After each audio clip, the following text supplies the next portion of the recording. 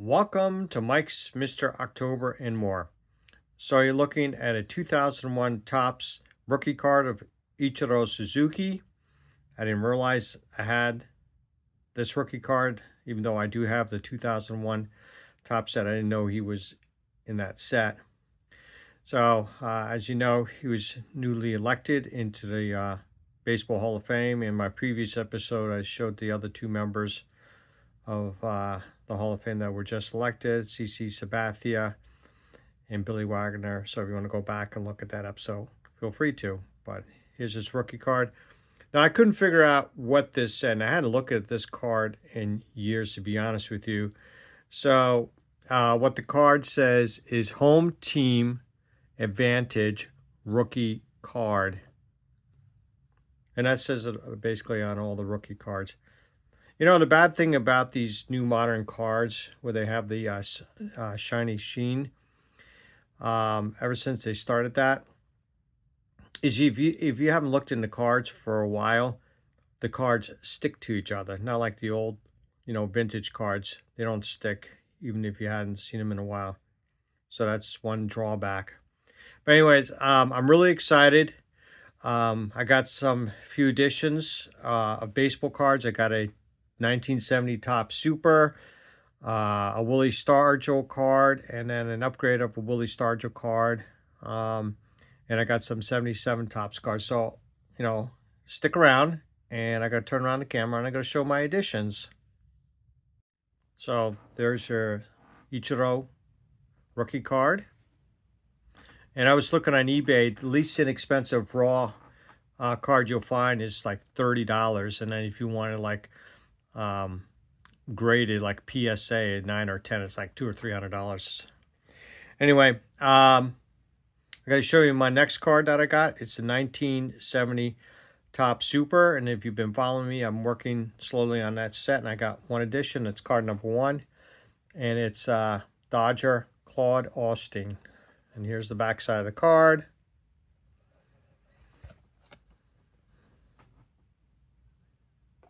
Here you go. Show you the card. All right, my next edition, and if you watch my Willie Stargell episode, I had a 73 Topps card, and it was a beater, so I decided to buy another card. That's really nice looking. I got it for a really good price. So I'm happy to get that. And next one is a 1977 Willie Stargell. I did not have this card. Really happy to get this, and it's really nice condition. It's pretty well centered, 4 sharp corners. Got it for like $6. As you can tell, it's in spring training. Spring training facilities don't look like that anymore. So there you go, Willie. So I'm happy to add you to my Willie Stargell collection. I actually added to my 77 Topps set. I'm working on that set slowly. So I got some additional cards from the 77 set. I got it, a couple months ago. I haven't shown them. So I got to show you the cards. First one is going to be Billy Wagner. And, we tend to forget that he was an LA Dodger at one time. Next one, and great player. I remember seeing him on TV, and he's really forgotten. That's Cesar Cedeno. And I don't think anybody's matched this record he had. 3 consecutive seasons, over 20 home runs, and over 50 stolen bases. I don't think any player's ever done that before. And he finished with 550 stolen bases, 4-time All-Star, and 5 Gold Gloves. Next one is Tom Poquette with the Rookie Cup. I remember when he played for the Royals in the 70s there. I remember this player on TV, Craig Swan. Now, Craig Swan finished with a 59-72 record with a 3.74 ERA, lifetime Mets. So the Mets in the 70s were pretty bad, other than the 73 season. 78 ERA title with 2.43. Next one, familiar with, I remember seeing on TV. Mike Flanagan, 167 wins on 143 losses, 3.90 ERA. And in case you don't know, that's Yankee Stadium in the background. Plenty of times I've been to the stadium. Back then, that was the renovated stadium. 79 Cy Young Award winner, where he was 23-9. One-time All-Star, and was on the 83 World Series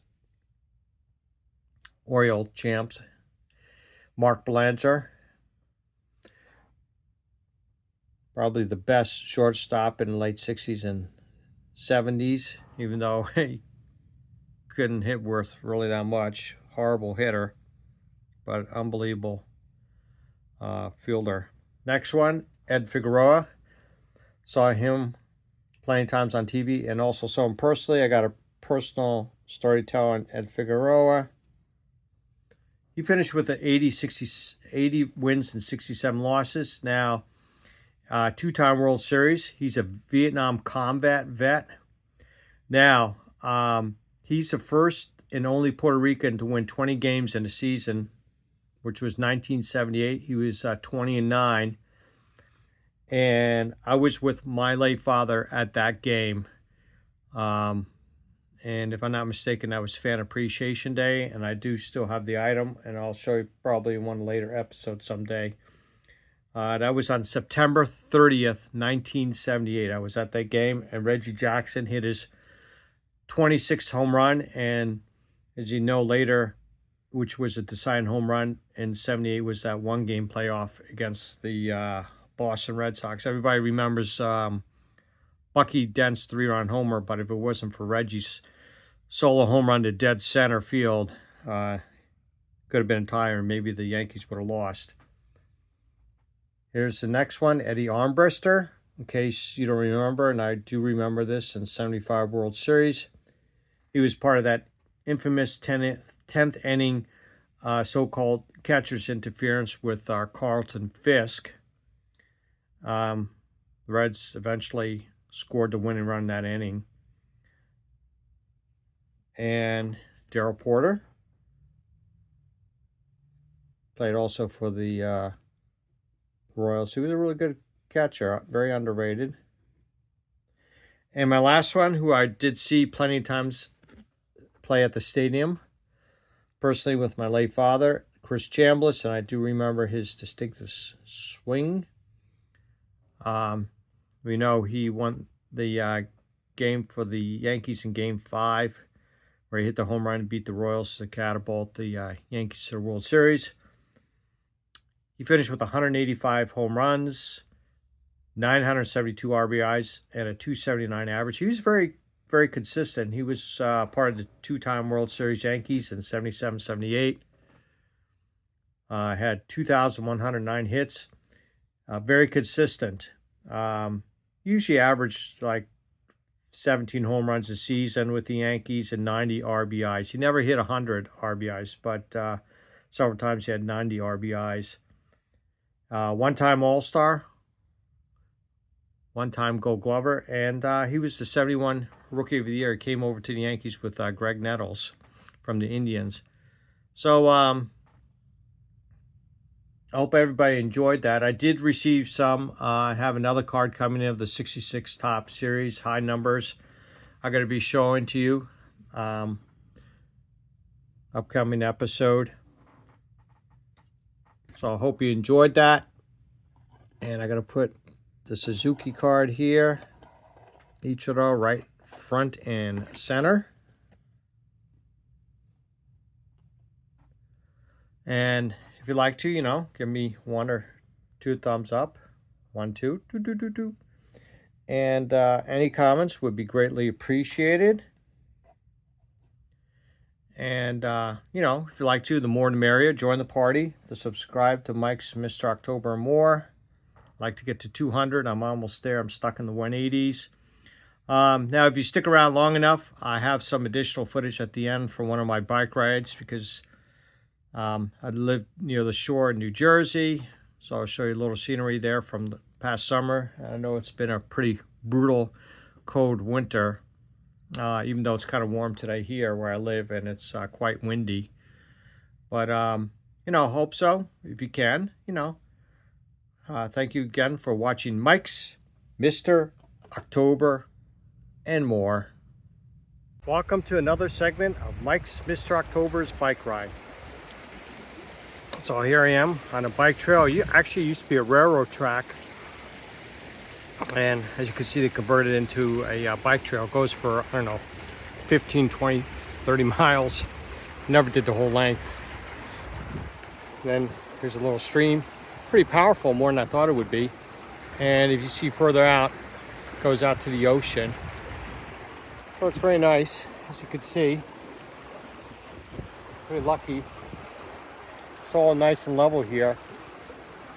Now, if you go and follow this trail all the way down, just beyond is Atlantic Islands, which is the highest point on the eastern seaboard, until you get up to Maine somewhere. But anyway, I thought I'd just show this to you. A lot of people, you know, ride the bikes here, walk their pets, or just, you know, take the kids out, have a good time. But anyway, hope you enjoyed this little segment of Mike's Mr. October and more.